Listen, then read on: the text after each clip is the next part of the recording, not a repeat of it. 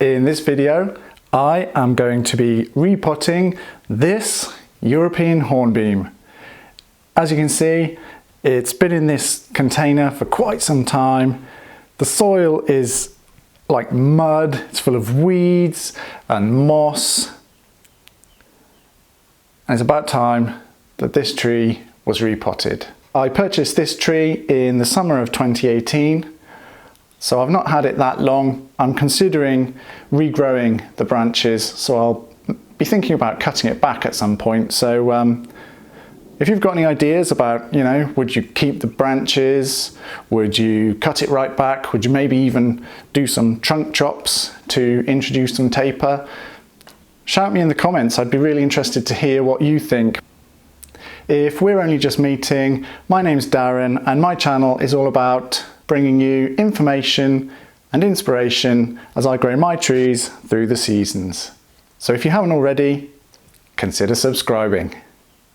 All right, let's jump into getting this beast out of this container.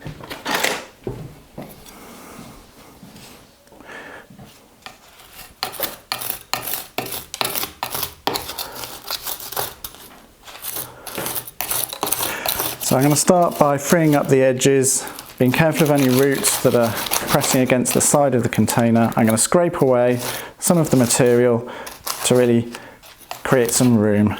I do have some bonsai containers that would be potentially the right size, not necessarily the style that I would go for, but depending on how this goes, it might be that we do get it into an initial bonsai container, which would be nice. Last summer in the UK we had a really hot, dry summer, and I was watching this tree and it leafed out, but it didn't grow at all. So this repot, I'm probably not going to go for the full works bare rooting. I might just take it easy for this repot. With last year not being a particularly good growing season, I don't want to push it too hard, but we'll just see how it goes. Okay, so now that I've opened up a good perimeter around here, let's see if we can get the tree out of the container nice and easily then.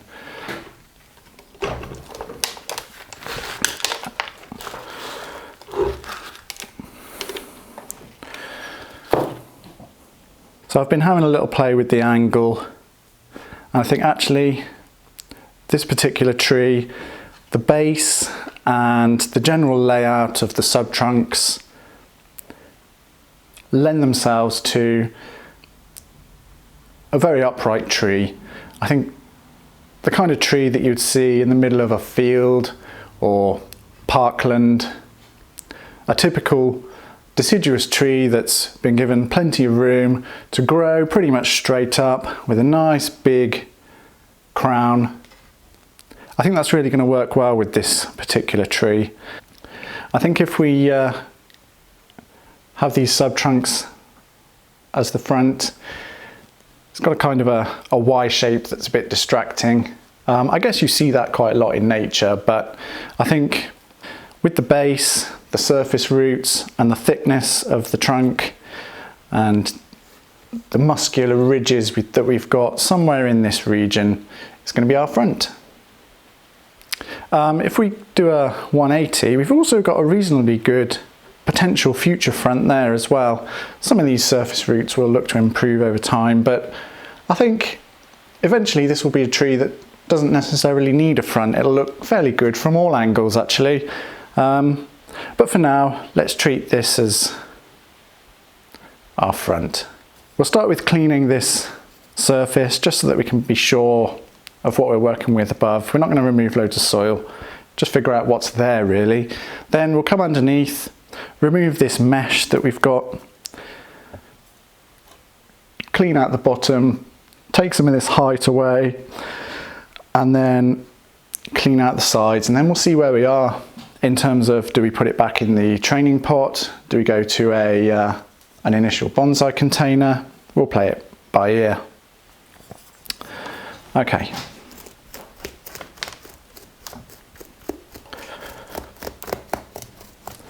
So I'm just going to clean off the moss and the weeds. I'm not going to go into the roots. We just want to expose the soil surface really. It's going to absolutely fire everywhere. We've got liverworts and moss and weeds and all sorts in here. Irish moss, or is it Scotch moss? I can't remember now. It's the moss that isn't a moss.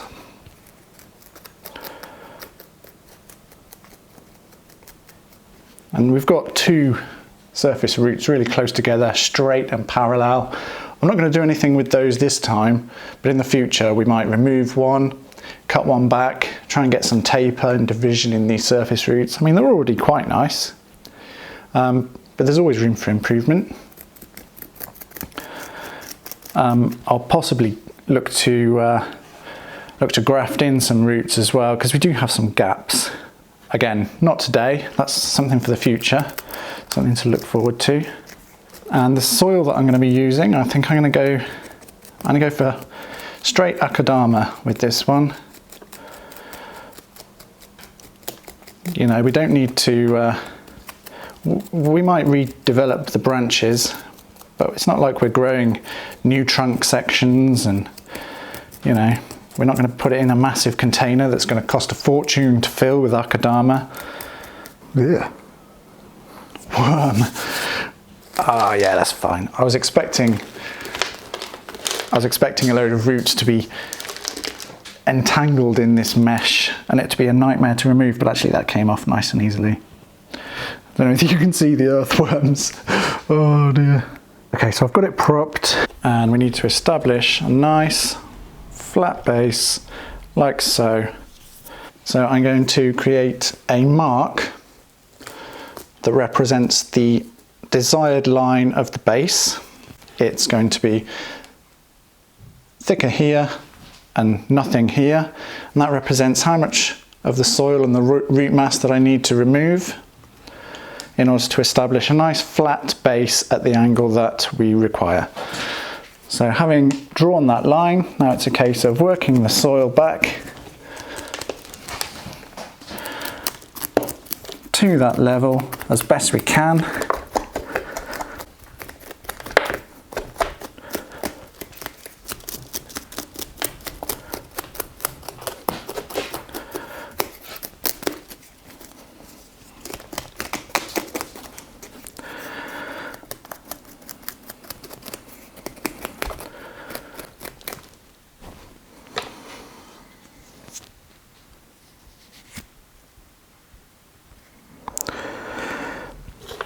Trying to avoid getting soil in my eyes.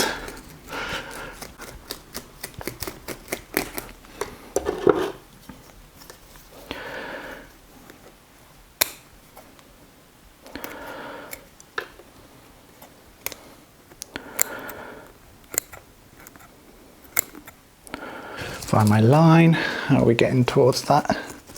Still a little way to go. So with this little group of structural roots, that's really becoming my biggest barrier to getting the angle that we need. I'm going to concentrate on investigating what's going on around them. What can I do? Can I remove them? Are they mostly dead roots? Are they important structural roots that we need to save? Really need to understand exactly what we've got so that we can make decisions about how to deal with them safely. Ugh.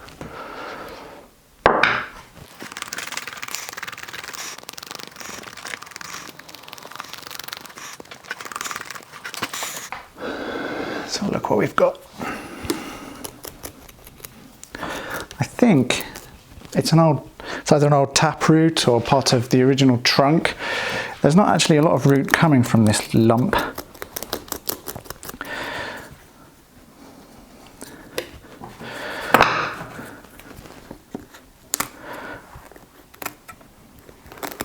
So I think we're going to be able to nibble away at that, really reduce it down nicely. There are some roots coming from that area.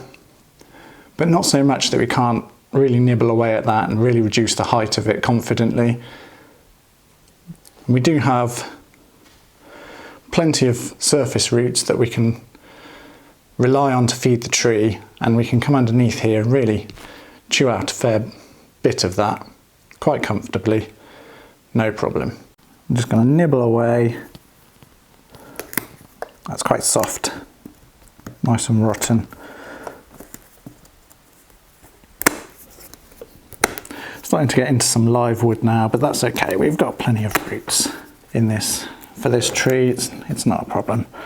Quite confident to go at this.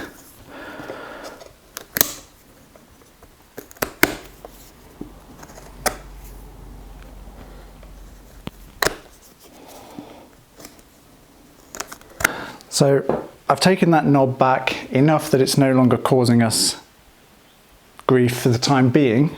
It could go back further, but what I'm going to do now is I'm going to establish a flatter base around that knob.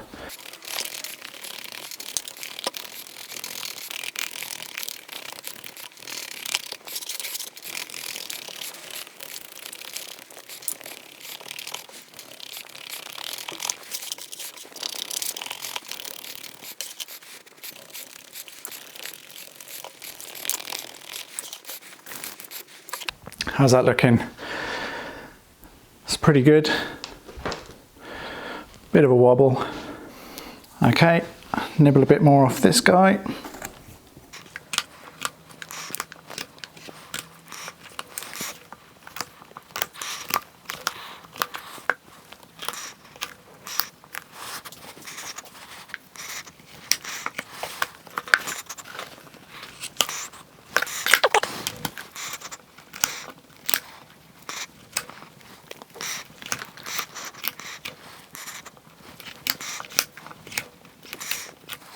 Now that we've established the desired angle, I think I'm going to come underneath, continue to reduce the height of the root ball, and then we'll work the sides. And then maintaining the flatness of the root ball here, just continue to work the soil away.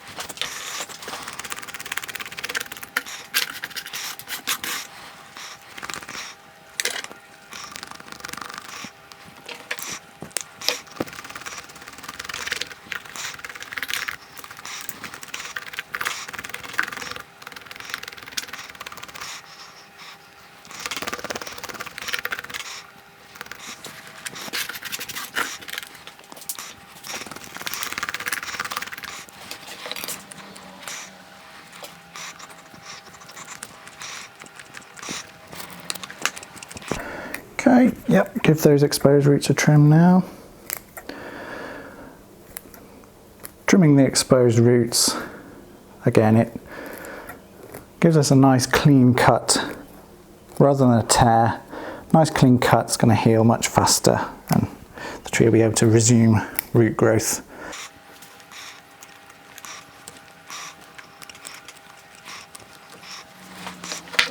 Bit of a high spot still here.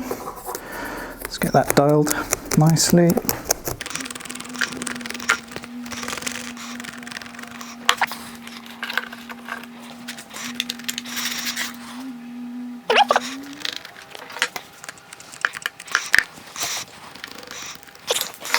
Check the level again, just to make sure we're still nice and flat.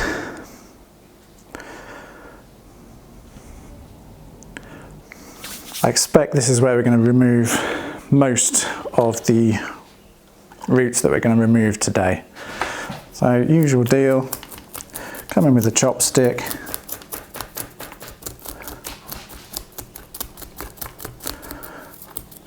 So we've got this part of the nabari here has got some feeder roots on. So I'm just going to carefully free this up a bit without tearing the roots that are growing from it. I mean, really it's too long, it needs to be cut back, but let's make that decision further down the line when we know just how much we can remove, having dealt with all the other issues with the root system.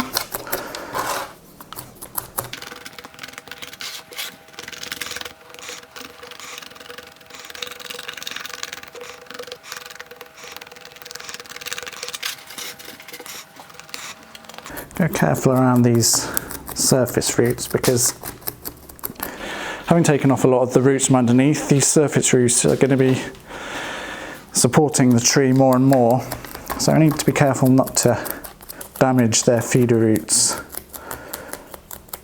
until we know that we can.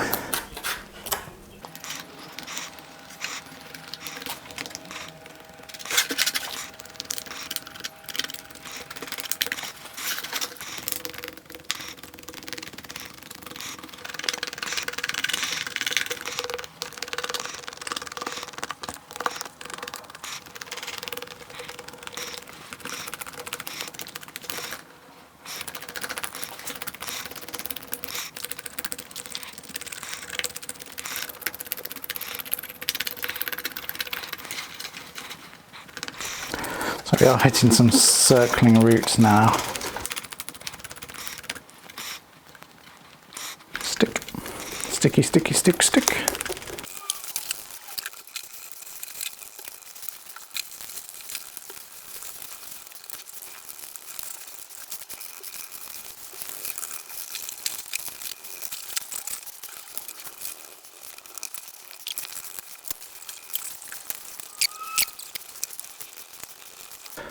Oh, this is going much better than I expected.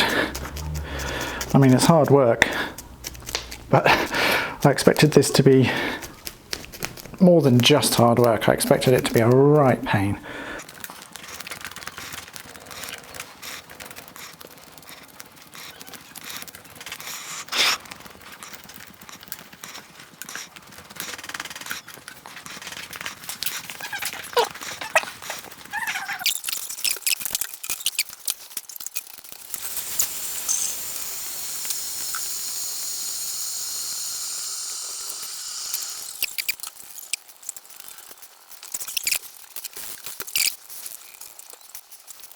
So then, I think I've come to the end of removing the soil. I went around the sides and a bit more off the bottom off camera. So now I've gone as far as I can go. Definitely not going to be shoehorning this one into a bonsai pot. I did try it for size, but it would have meant removing even more soil and roots, which I'm not prepared to do at this stage. So now I'm going to pot it back up into the training container to gain some vigour, re-establish the roots, and then we'll come back next year to finish off the work that we've started in terms of getting these roots where we want them to be and getting it into a nice pot. Before I go any further, I need to trim these roots to ensure that we've got nice clean cut ends as usual. We don't want any tarred, scraggly bits.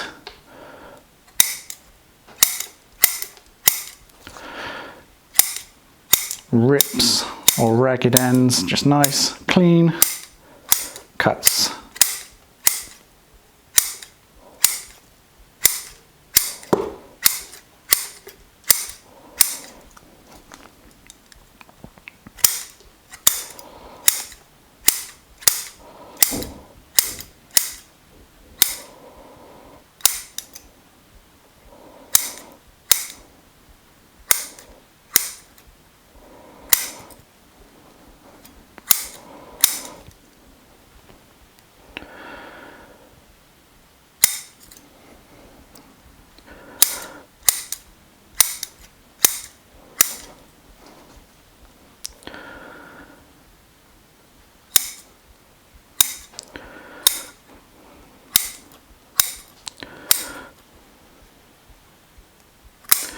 coming underneath to make sure that roots at the bottom are pruned nicely. We're cutting them back quite hard underneath because we don't want downward roots to grow and gain vigour. It's the lateral roots that we want to establish the strongest.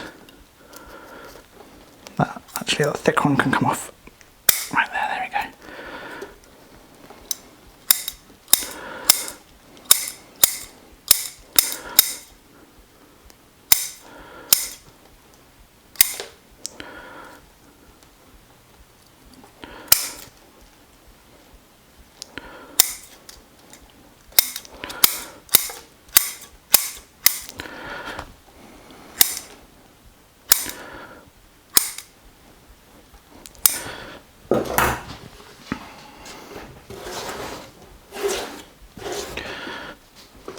Okay, to secure this one into the pot, I'm going to use some wires over that root and this root here. So with the tie wires in place and the mesh all ready, I'm going to put some soil in the bottom of the container. I'm not going to fill it too high, having worked hard to reduce the height of the root ball. I don't then want to fill it really deep and end up with another deep root ball to work on next time.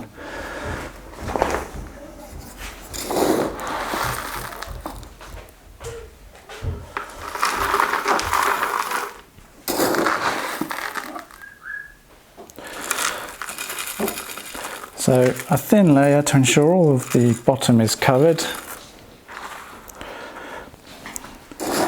On top of the thin layer, I'm going to make a slight hill that's going to help fill any hollows underneath the root ball. So ensuring that the tie wires line back up with the roots that I would like to tie off to, I'm going to just gently work the tree down into that mountain.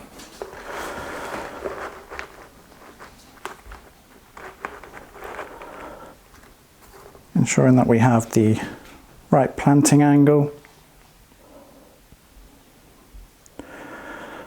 Looking good.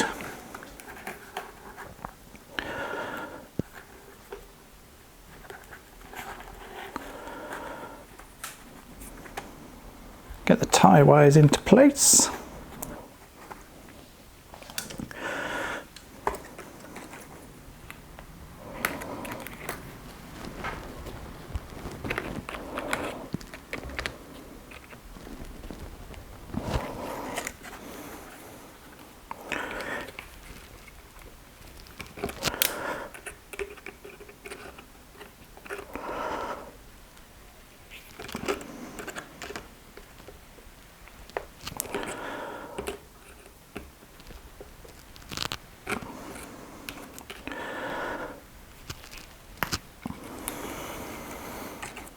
Check that the planting angle is still good. Looking good. Get the tie wires out of the way.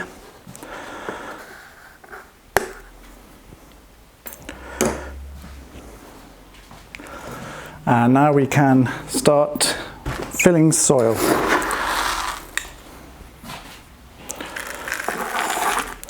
Going to start with one layer all around the perimeter. I'll then work that soil into the roots. Okay, nice clean chopstick. I'm just going to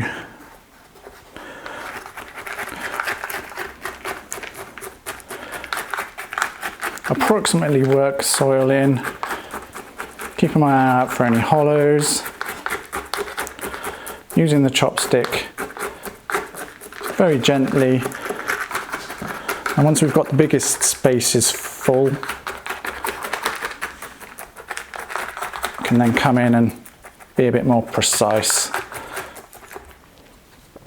Okay, so now comes a bit more of the precision, where I'm going to get my chopstick down, give it a wiggle, and then fill as I come back out.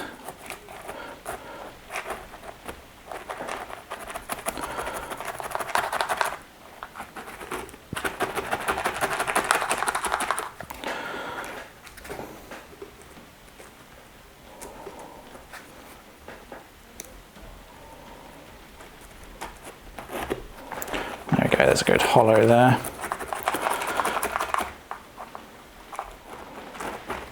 That's better. Chopstick doesn't so readily penetrate, telling me that we've worked soil into that hollow section adequately. Okay, so I've put soil in, chopsticked it all in nicely. Last job now is just to top dress with some moss.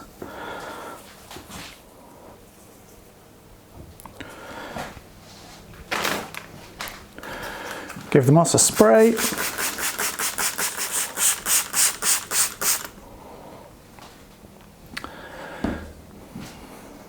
And there we have this European Hornbeam repotted and ready for the growing season to come. Thanks for watching.